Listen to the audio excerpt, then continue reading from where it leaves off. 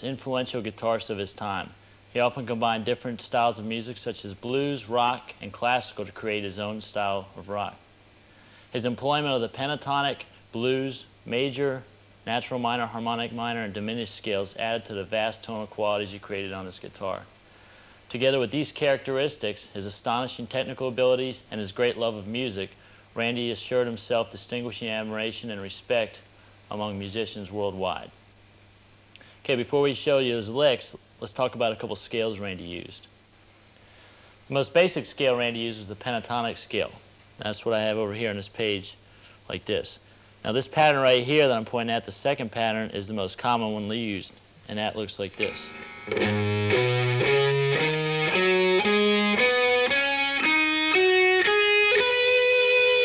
It's often referred to as the blues scale also. Now what I did on the patterns is I wrote out the 5 basic fingering patterns for the pentatonic scale. I have 3 of them on this page. You can put your machine on pause to copy them down. And then over here on the following page I have the concluding 2. Now these are all written out in the key of A, and you can transpose them to other keys once you have the patterns down. The next scale Randy used quite oftenly was the major scale. And that's these guys right here.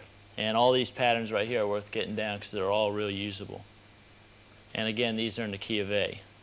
We've got 3 patterns here, and got the concluding 2 right here. Now for a lot of the long legato runs that Randy did, he used a concept with the major scale consisting of 3 notes per string, as in this page right here. And this one he used for a lot of his real fast runs, like this.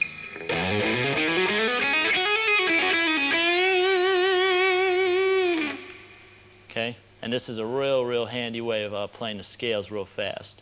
So you got 3 of them there. And again, we have 3 more. And we have the last one right here. Now if you notice, these 3 notes per string scales end up having 7 patterns. That's because there's a scale built off of each note in the major scale. And since the major scale has 7 notes, there's going to be 7 different patterns. Before we begin, let's get tuned up. Here's a high E.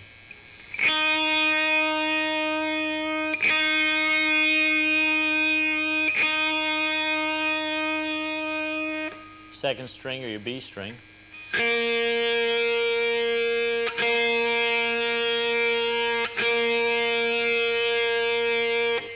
Third string or your G.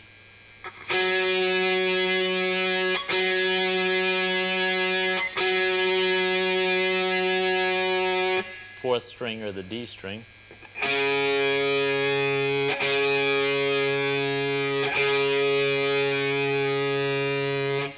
Fifth string or the A.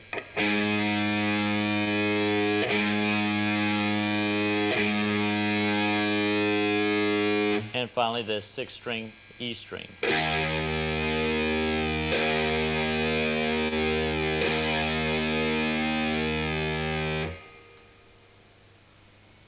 Here's lick number 1.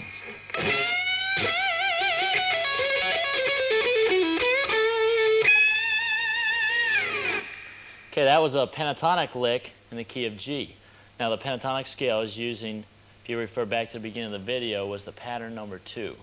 Okay, this is basically a pentatonic lick in the key of G with a little bit of chromaticism going from this note right there in the lick. Now I'm going to play it again slowly and we'll check that out.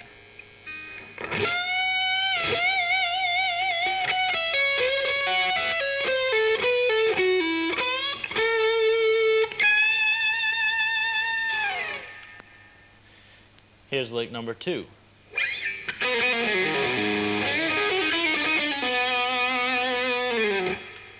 Okay, this is a nice little lick in the key of A minor. Starts out outlining an A minor chord, or playing an A minor arpeggio at the beginning. Okay, if you don't know what an arpeggio is, basically it's just the notes of a chord played separately, or consecutively, one after another. And the lick concludes on a Aeolian pattern with a little bit of blues note, or blues type playing when you add the blues note into it. Now let's check it out real slow and hear what it sounds like again.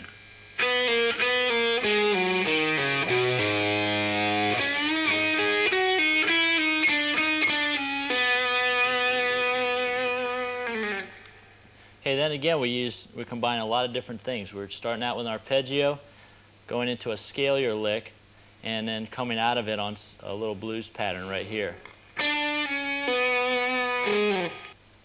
Here's lick number 3.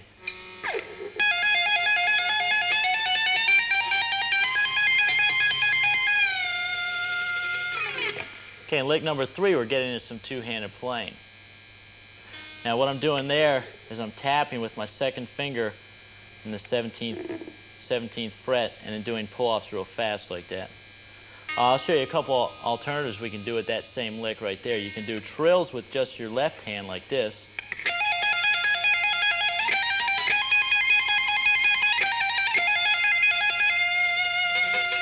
Which is a pretty cool idea. And you can also double hammer on, which is a real neat idea also, like this.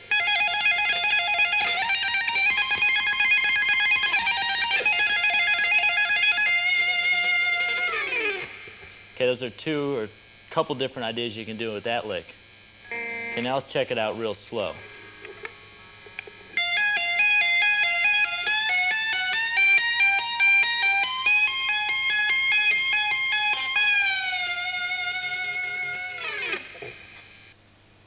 Here's lick number 4.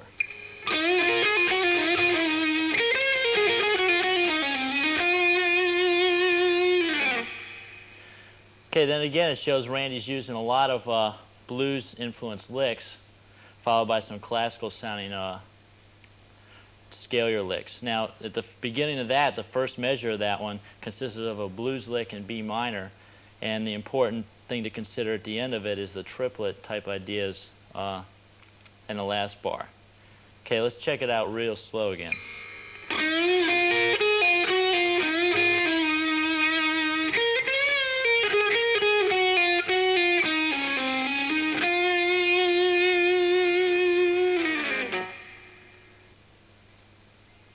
Here's lick number 5.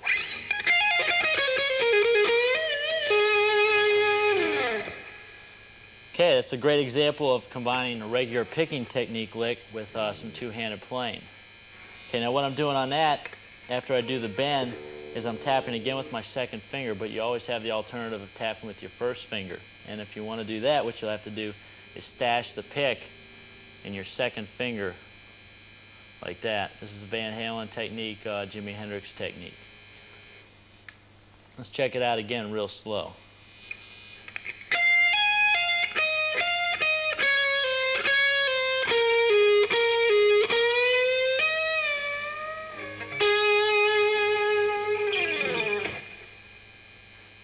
Here's lick number 6.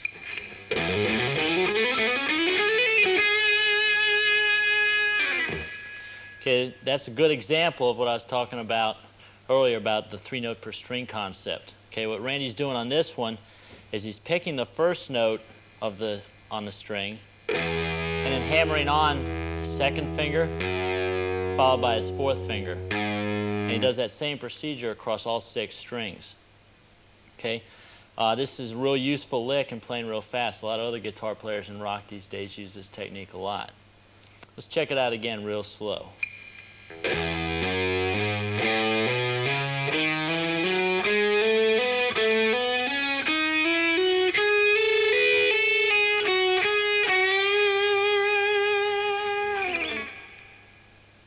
Here's lick number 7.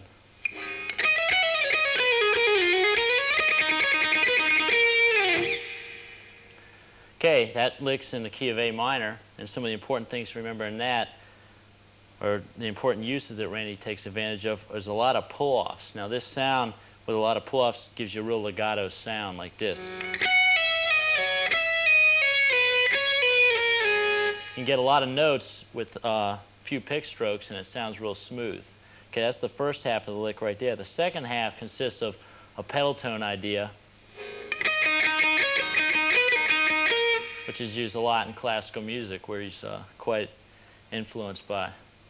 Another idea you can do the pedal tones would be to do something like this.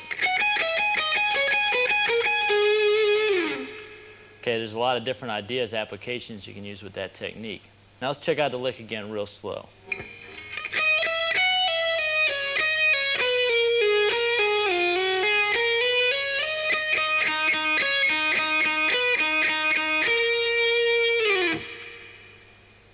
Here's lick number 8.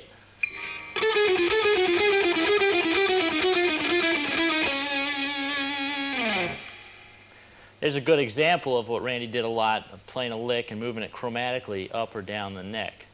Okay, now this lick right here is a diminished lick. It's actually in the diminished scale.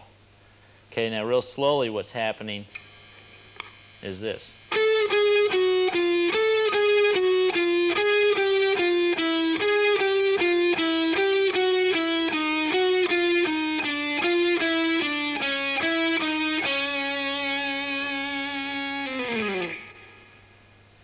Okay, here's lick number 9.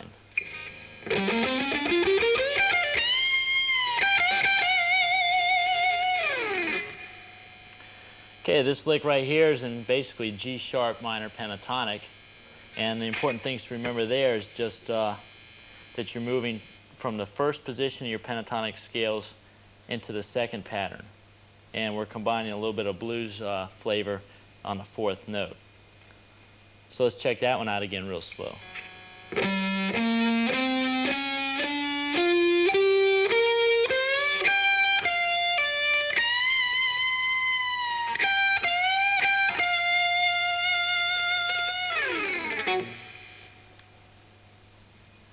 Here's lick number 10.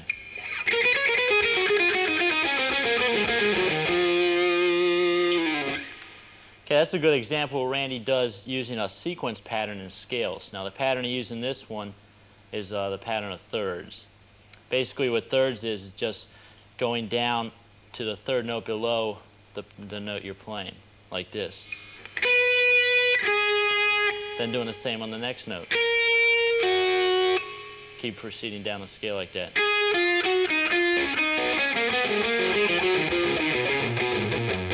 Makes a nice little exercise too. A lot of violin players, classical players use that a lot to warm up with. They take that pattern through all the scale positions.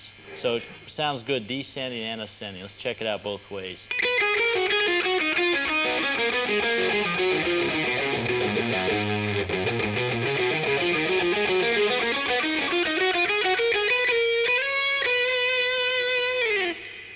Okay, now let's check out the lick again real slow.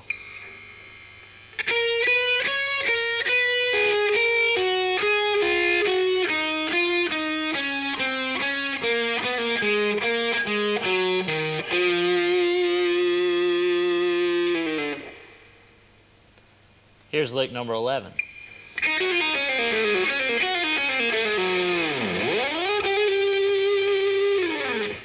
Okay, in that lick, Randy's using a combination of different scales. The first part he's doing with his left hand is combining an E Dorian or E minor scale with the E blues scale, which gives it a pretty interesting sound. It also makes the left hand fingering real simple because it's the same pattern across all 3 strings. The following lick with the whammy bar comes up the neck and resolves on the major 3rd of E, which is a good blues tone to add to give it a real bluesy characteristic. So let's check the lick out again real slow.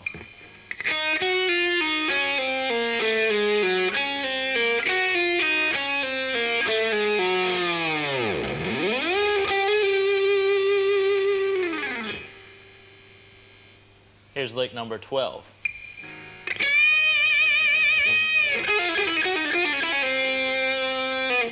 Okay, again, there's the use of the whammy bar, followed by a chromatic line going like this. And it shows, again, Randy using a chromatic lick, or moving a lick chromatically down the scale or up the scale. If you take any lick, you can really do a lot with it chromatically because it's a real motion type line. It really feels like it's drawing you to a certain point as long as you resolve it on a good note. Here's a little lick right here you can check out. It's kind of like a Gary Moore lick that a lot of guitar players use a lot. And you move this chromatically, it has a real nice effect.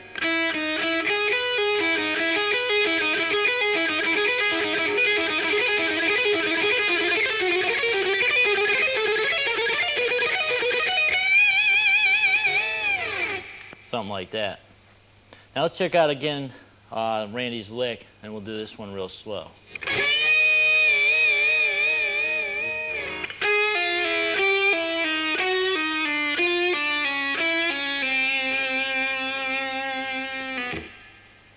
Lick 13.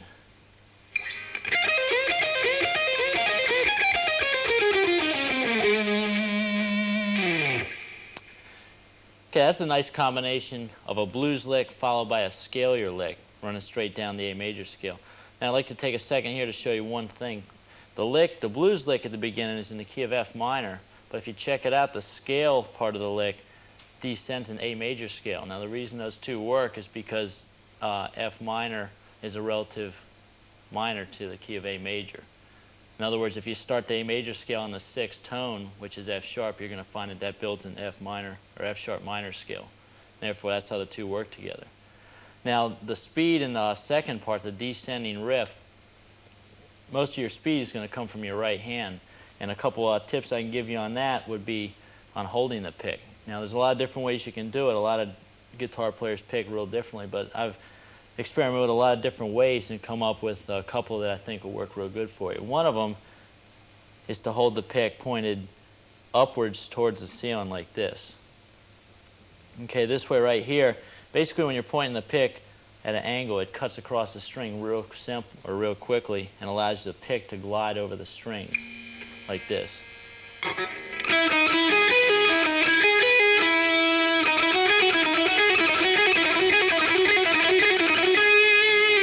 Something like that.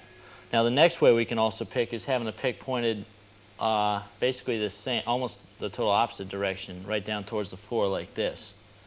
And this again will allow you the same technique. It'll allow the pick to glide over the string. And you can do a lot of real fast licks like that. Check this one out.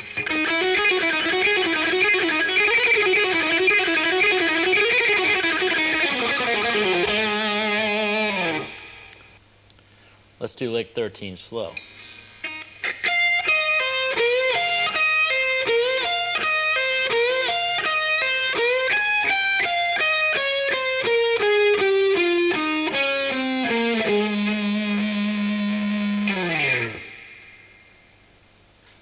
Lick 14.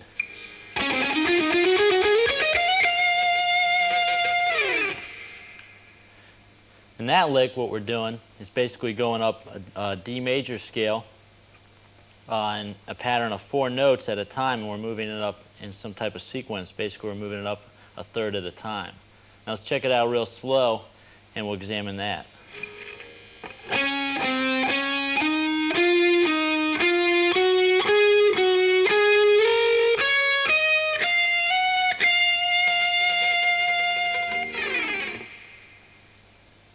Here's lick 15.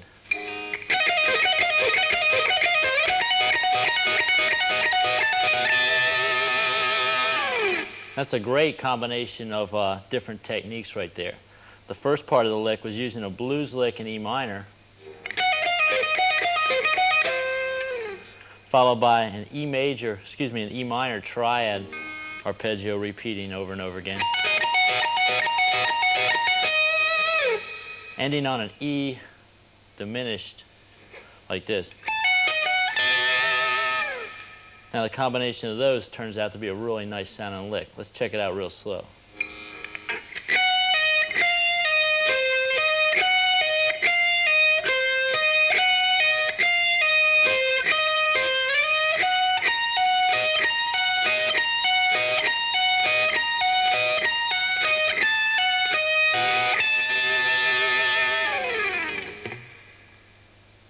Lick 16.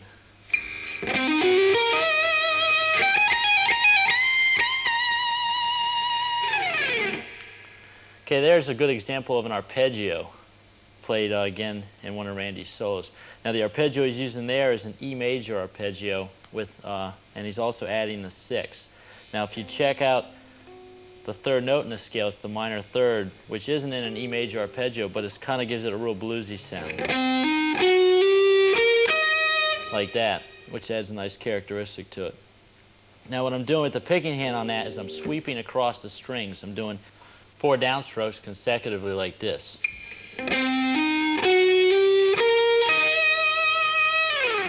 Now the advantage of sweep picking is it allows you to play a lot of notes real fast, basically one note per string. A lot of arpeggios are set up that way. A lot of guitar players use that technique for those.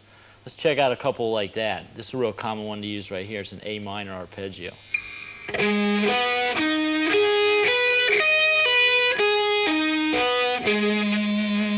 I'm doing on that is I'm using sweep picking for that. I'm doing 5 downstrokes and 5 up. Let's check it out again. This time I want to show you what it really can do.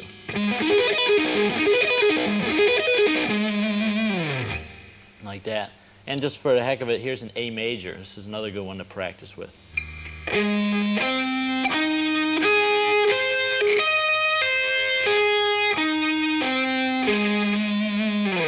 A major real fast.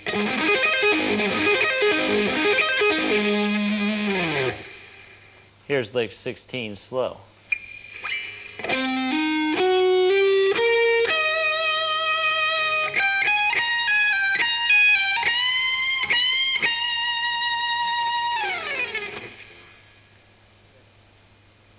Here's lick 17.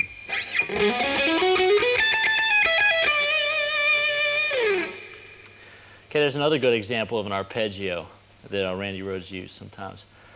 Basically, the arpeggio or the chord that it's outlined is an F major chord. Okay, the first note of the lick would be the third of F, going up to the fifth, up to the sixth, and up to the root again, and then the rest of it's just repeating. Like that, and then the concluding part of the lick is basically based around the Mixolydian mode. Okay, so let's check it out again real slow.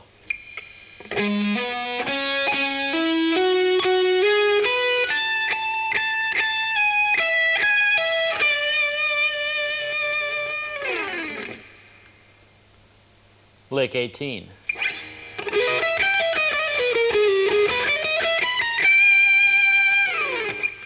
Yeah, important thing to remember in this one is it starts out with a little bit of sweep picking right at the front of the lick. Okay, if you look at your notation in your book, you're going to find that those first 2 notes are written real small. In other words, those are what they call ghost notes. They want you to play them real fast, almost so you don't even hear them. And the concluding part of the lick is based around A harmonic minor into an A blues and back into the A harmonic minor scale. I think where Randy might have gotten that idea from is from a violin player, I believe in the 1700s, named Paganini, where he did a lot of arpeggio playing and a lot of scalar playing.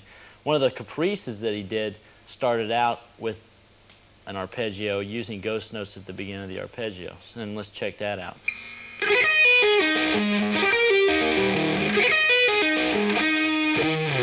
Okay, basically what I'm doing on that is just playing an A minor arpeggio and rushing the first 2 notes.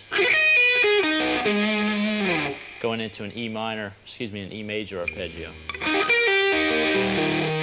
So it'll be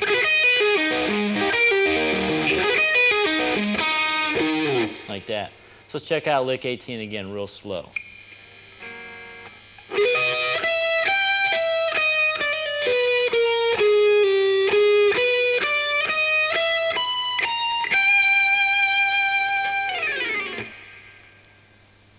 Here's lick 19.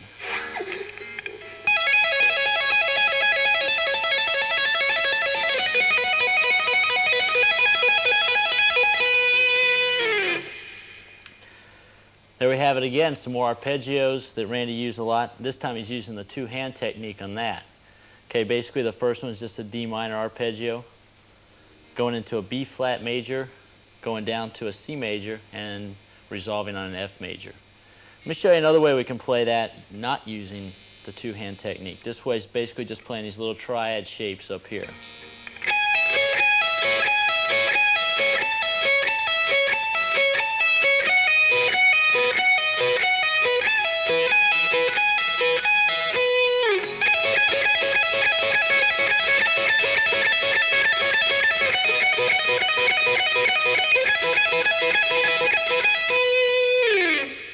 Let's check out 19 again real slow.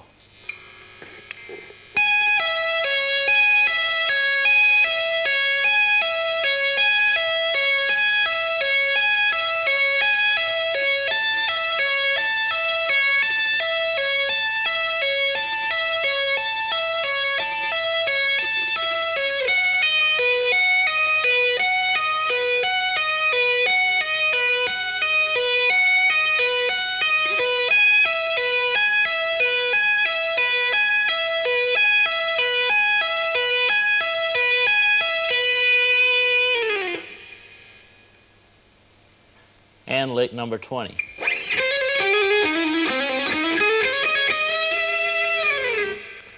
Okay, in lick 20, what Randy's doing is combining two different scales again. He's combining the D harmonic minor with the D blues. If you refer back to some of the other licks in the tape, you're going to find that he's always combining scales, preferably the blues scale, the Aeolian minor, the Dorian minor, or the harmonic minor. Okay, now the concluding part of the lick outlines a B flat major chord like this.